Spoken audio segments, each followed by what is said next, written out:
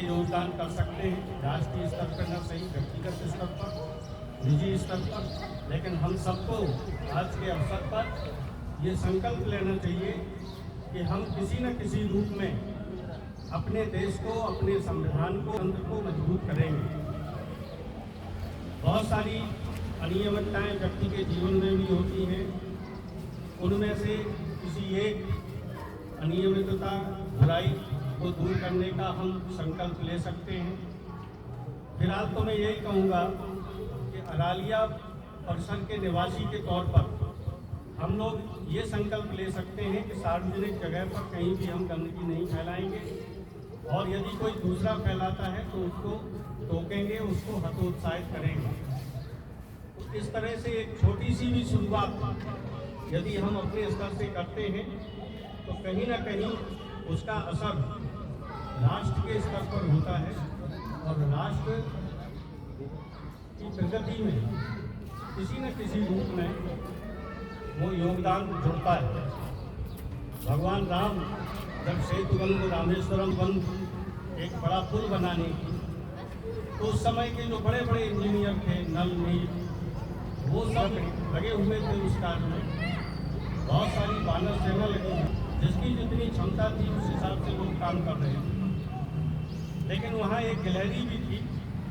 जो समुद्र के पानी में जाके शरीर को गीला करती थी और फिर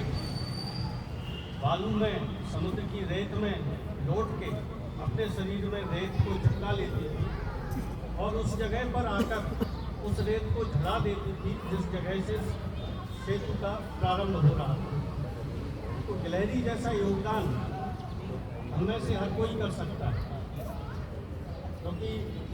हमारी भूमिका कुछ इस तरह की नहीं है कि हम राष्ट्र स्तर पर कुछ अपना योगदान दें, लेकिन